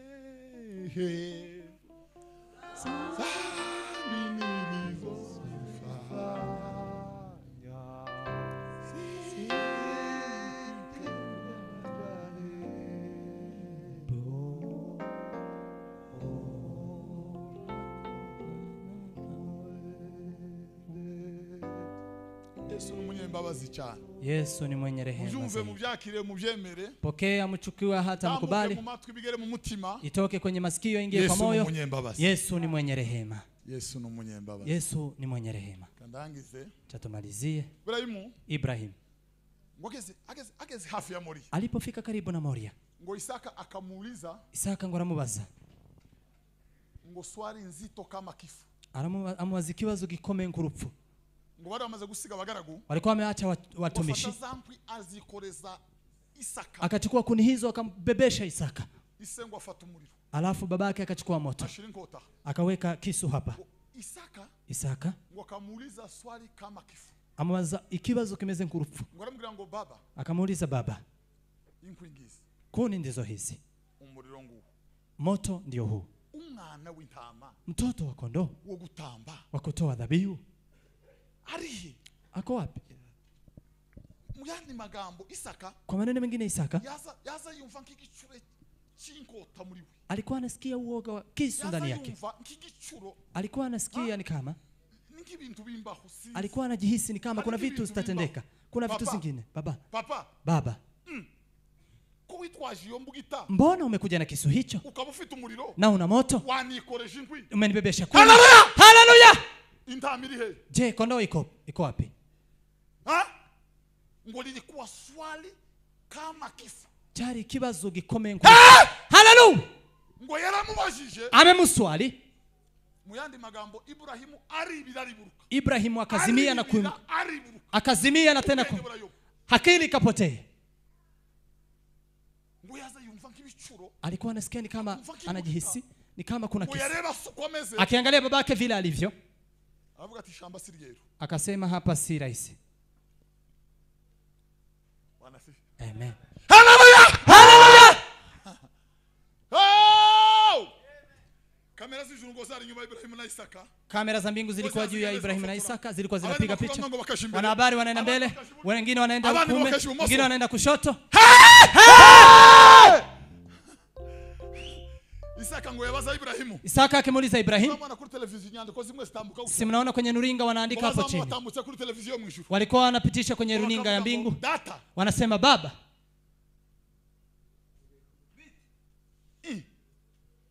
Mbona iyo mbugita? Mbona hiyo kisu? N'umuriro. Na hiyo moto? Ngo bakamari tambutsa no munsi. Wanapitisha hapa chini. Kwenye runinga ya mbingu. Kwa inapita hapa chini. Haleluya. Haleluya. Haleluya. Mungu anaambia malaika songeni nione. Alikuwa anaangalia. Ngo bagasaba gafotora Ibrahimu. Wanapiga tena Ibrahimu. Ya.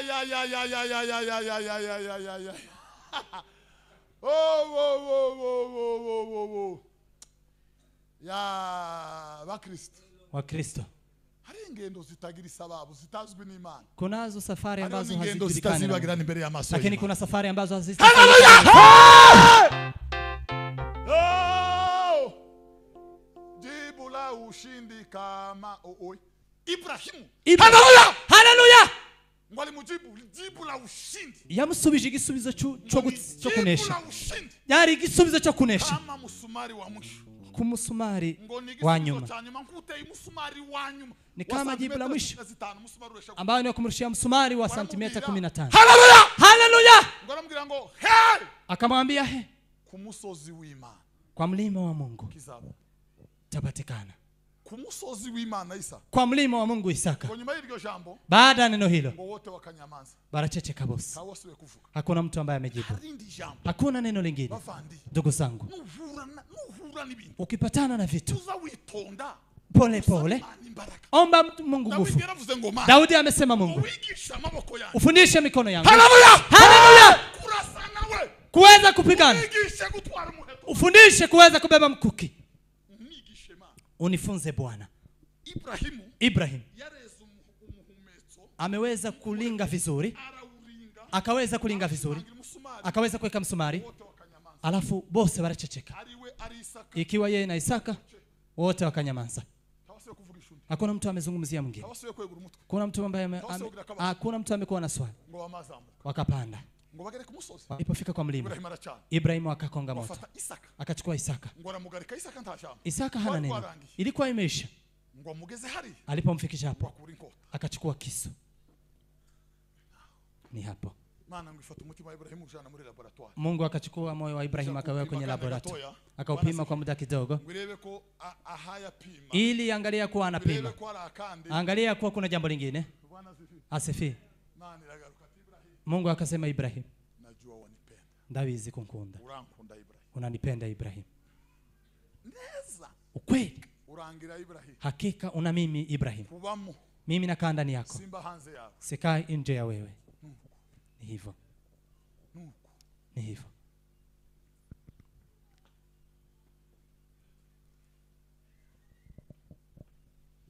Iramubwira unahindukire. Kamwambia ageuke. Ngo arahindukira. Akageuka. Ngo abone imfizi y'intama. Akaona dume ya kondoo ambayo ilikuwa imefungwa na ngo yarifashwe n'ivumsi. Ilikuwa imeshikwa kwenye pori. Acha niwaambie ukweli. Hiyo ntama. Hiyo kondoo. Hanyira yowayibuze. Hakuna yule ambaye amekosa. Hakuna tangazo ya kuweza kuulizia ambayo limekuwa. Huko ndo hakuna wale ambao wamelia. Mramza hakuna wale ambao wamesema kondoo dunia yote. Hakuna pahali imetoka dunia hii.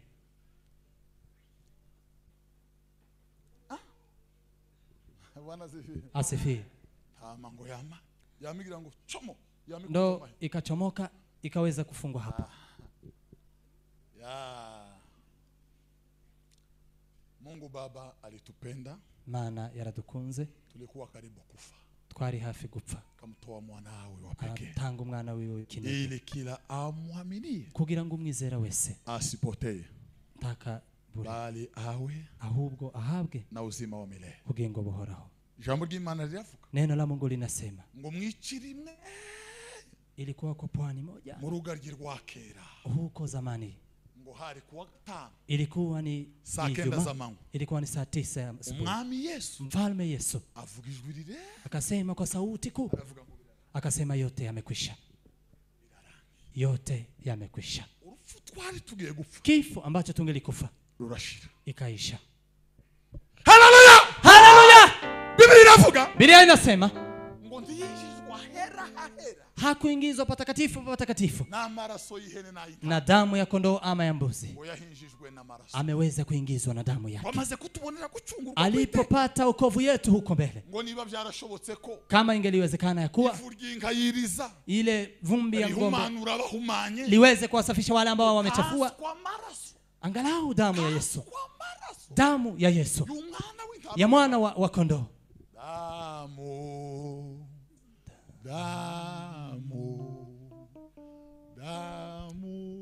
ya mkombozi, damu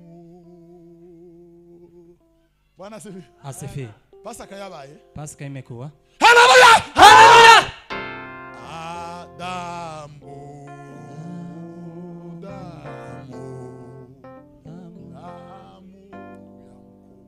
ya mkombozi. Bwana asifiwe. Asifiwe. Damu ya mkombozi. Maraso y'umucunguzi Yesu. Maraso y'umucunguzi Yesu. Damu ya Yesu, damu ya Yesu. Maraso ya Yesu. Haleluya! Haleluya! Damu ya Yesu. Maraso ya Yesu. Warivye. Umeiba. Damu ya Yesu yatosha. Maraso ya Yesu arahagije. Warabeshe. Umedanganya. Damu ya Yesu yatosha. Maraso ya Yesu arahagije. Damu ya Yesu yatosha. Maraso ya Yesu. Wara since niki cyakubayeho. Ni nini imekutendekea? Damu ya Yesu yatosha. Maraso ya Yesu arahagije.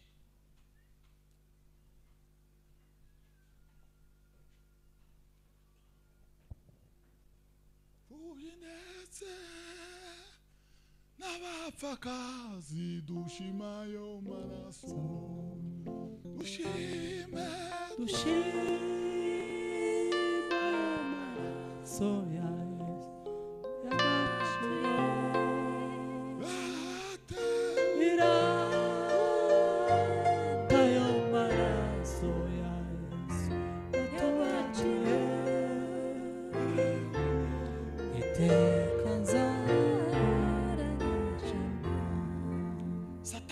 Shetani ngo twese twari tumeze nk'intama zimbagwa. Sote tulikuwa kama kondoo za kuchinjwa. Tulikuwa karibu ya kuangamia. Yesu araza. Lakini Yesu akaja. Yesu araza. Yesu akaja. Yesu yaraje. Yesu amekuja. Yesu yaraje. Yesu amekuja. Nimuvyasi dusenge Imana. Simameni tuombe Mungu. Abaye umunsi Satana aratsindwa ntiyaheza Yesu mu gituro.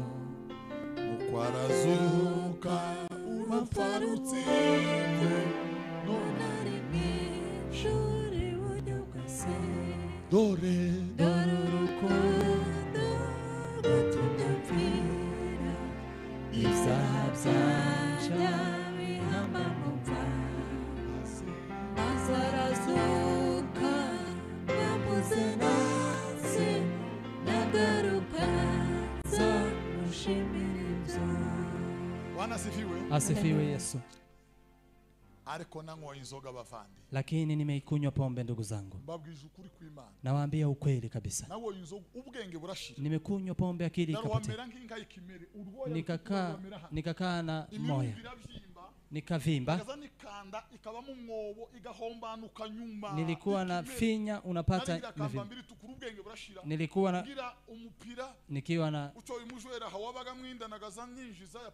nilikuwa na vidudu, nilikuwa nachukua na narusha. Naweka hapa na chukua vidudu tena narusha.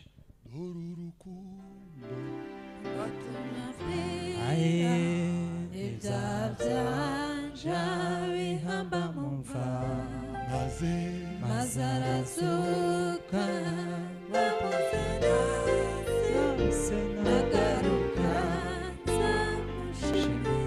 Haleluya! Haleluya! Nawe haraho Yesu yagukuye. Nawe kuna pahali Yesu amekutoa. Nawe haraho Yesu yagukuye. Kuna pahali Yesu amekutoa. Habaye umunsi aruhukira mumva harindwa n'abamarayika be. Niko yitanze wa mbere umukira biyebe mwese. Dore urukundo watumye mpfira ibyaha byanje bihama mu mva.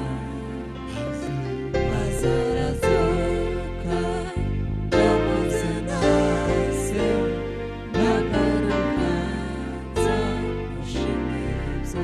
Haleluya! Haleluya! Hazaba umunsi tuzumva w'Imana arabagira n'ijuru ryose. Yesu gazaza mu bwiza bwe bwose azimika mu mwami wanje. ariko tuzatwibaza Tujiulize, Imana n'umukiza. Kweli tutaweza kutawala pamoja na mtawa. Nitatawala pamoja na Yesu. Nitatawala pamoja na Mwokovu. Kuna sababu unayesikia itakukosesha. Pita hapa mbele kama unasikia kuna sababu. Kuna sababu unasikia inaweza kukukosanisha na Mkozi. Azabu munsi tuzuba impanda arabagira nijoro ryose Yesu gazaza ubwiza bwe bwose azimigo mwami waje.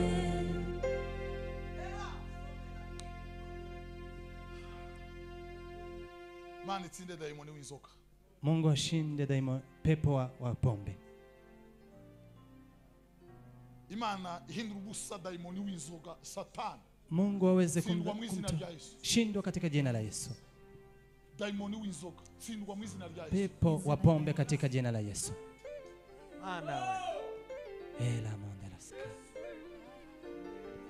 Daimoni w'inzoga. Pepo wa pombe katika jina la Yesu. Shindwa katika jina la Yesu. Shindwa mu izina rya Yesu. Shindwa katika jina la Yesu.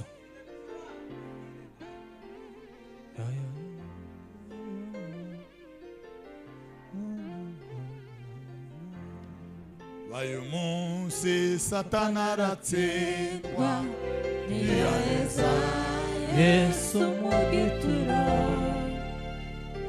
warazuka urupfu rutsinze none ari mw'ijuru iburyo bwese dore urukundo rwatumye mpfira ibyaha byaje bihamba mu mva mazarazuka wampuze nase agaruka zamushimiriza. Amaraso ya Yesu akweze. Damu ya Yesu ikutakase. Amaraso ya Yesu. Damu ya Yesu akweze mu mitsi, ikutakase kwenye mifupa, akweze mu magufwa, ikutakase kwenye mifupa, akweze mu maraso, ikutakase kwenye damu, akweze mu bwenge, ikutakase kwenye akweze mu bitekerezo, ikutakase kwenye mafikira, akweze mu bwonko, ikutakase kwenye akweze mu ngingo, ikutakase kwenye akweze imbere n'inyuma, ikutakase mbele na nyuma, uhinduke icyari mwegisha, ubaki kuwa kiumbe kipya. Mani mari nyota mu mutima wako. Mungu amalize kiu ndani ya moyo wako.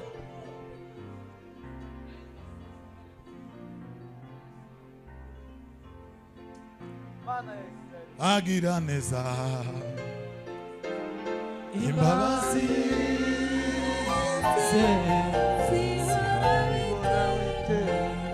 n'umunyebambe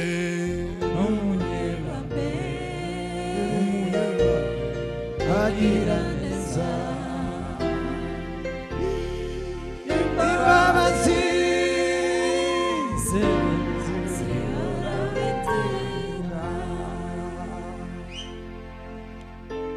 nawe urahari, nawe upo, urahari nawe upo. Igisima cyihindurije, kisima imeweza kubadilika. Igisima cha Bethsaida cyihindurije, kisima cha huko Bethsaida kimeweza. Mwami Yesu akwezi, kuja mfalme Yesu, Mwami Yesu akwezi, njoo mfalme Yesu akuoshe.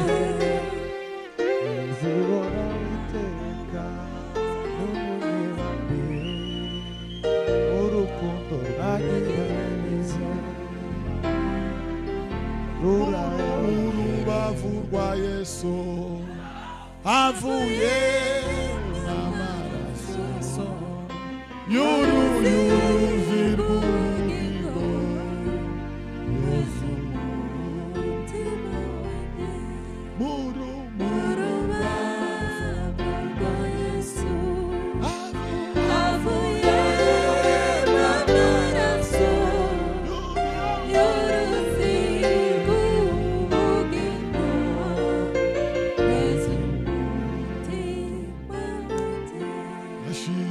Nashimu musaraba Yesu, nashima yavuziza ariko cyane cyane nashima umwami Yesu. Haleluya, haleluya. Imana iguhindura icyaremwe gisha. Mungu akubadilishe kuwa kiumbe kipya. Imana iguhindura icyaremwe gisha. Mungu akubadilishe kuwa kiumbe kipya. Amaraso ya Yesu yinjire mu bugingo bwawe. Damu ya Yesu ingie katika maisha yako. Umubiri wa Yesu winjire mu bugingo bwawe. Mwili wa Yesu ingie maishani mwako. Kugeza ubwo nageze ahantu heza cyane hagiriye umumaro ntazibagirwa ukundi ndashima umusaraba ndashima yampaziza ariko cyane cyane ndashima umwami Yesu itangiriro ry'umunezero wanjye ahaniwe umutwaro wavuye ku mugongo ndashima umusaraba ndashima yava nziza ariko cyane cyane ndashima umwami Yesu. Vuga uti mwami Yesu. Mwami Yesu. Mfalme Yesu, Ndakwakiriye nakupokea n'umutima wanje wose. na moyo wangu wote, Ngubu umwami n'umukiza ili uwe mfalme na mwokozi ubugingo bwanje. wa maisha yangu. Nakwibambiye ubwa kabiri. Nimeweza kukusulubisha mara ya pili. Ndaje ngunezesha amaraso yawe. Katusaba pasiteri basi. Chatuomba Pasiteri bose base dusenge. Muze dusengere muvandi. Tuombe ndugu. Hagarara hanga bagusengere. Simama hapa wakuombe. Hagarara bagusengere. Simama hapo wakuombe. Aha. Pfukama hanga. Piga magoti hapa ndugu. Neza pasiteri mu mikrofone. Mpe mchungaji Mike. Mana yera. Era bela shizega. Ubutumwa ni bugere mu cyubahiro. Natagira ububasha bugere mu bwenge bwe. natagira imbaraga Ubutumwa ni bugere mu bitekerezo bye. Daimoni w'inzoga nane imbaraga z'amahoro n'izizo agakiza kawe nikareme mu mutima wawe Wakuzumvisi naryanje. Imbaraga zo. ubwenge buje ku gihe atekereze neza umutima yezwe n'ibitekerezo yezwe umutima yezwe n'ibitekerezo yezwe umutima yezwe n'ibitekerezo amenye yuko yari apfuye ahubwo amenye ko aziye imbaraga zawe zibwire amahoro yawe abwire Mana y'imbaraga n'amahoro Mana yo kwizera. uhindura amateka uhindura amateka umunsi tukazibagirana mu bugingo bwe Mwami Yesu. uyu munsi tukazibagirana Mwami Yesu. amateka Ugenderere Mwami. Neza. W'imbaraga Mwami. Weza umutima. Weza Yesu umutima. ugaragara Maze guhindukira ubuturo Mwami. Mwe kuzimuka. haleluya yerekane muri otera izina ryawe Utingwinu nsange izina ryawe izina ryawe igitabo cyawe nezezwa kubabarira. nezezwa izina ryawe urakoze haleluya urakoze Kanirwa izo mbabazi ze ziragobera. Wasubira hariya. Unaweza mkarudi Abantu hapo. bagufasha hafi. Watu wanaweza kukusaidia, Abapasiteri wachungaji, bamuba hafi. wanaweza kumkaribia hamwe na bandi bose. pamoja na wengine. Mana ndagushimira ku mugoroba mwiza. Bwana nakusifu kwa jioni Ijambo ry'ubugingo ritahe mu mitima. Neno la uhai liende katika mioyo yetu. Ijambo ryawe. Neno lako. Ijambo ryawe. Neno lako Baba. Ijambo ryawe Mwami. Neno lako Bwana. Ijambo ryawe Mesia. Neno lako Mesia. Ijambo ryawe Mesia. Neno lako Mesia. Baritahane mu mitima Mwami. Weze kurudi nalo moyoni. Ijambo ryawe Mwami. Neno lako Bwana. Baritahane mu bugingo bwabo. Warudi nao maishani pao. Mwizina rya Yesu. Katika jina la Yesu. Mwizina rya Yesu. Katika jina la Yesu. Mwami Imana. Mfalme Yesu. Ijambo ryawe. Neno lako. Ni imbaraga z'abakristo. Ni nguvu za Wakristo.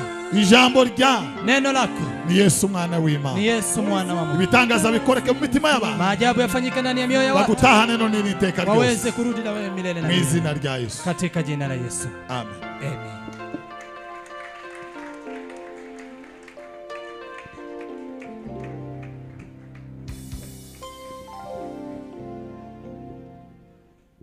Reka twongere ijambo ry'Imana amashi. Tuongeze makofi kwa sababu ya neno la Mungu. Amen. Amen.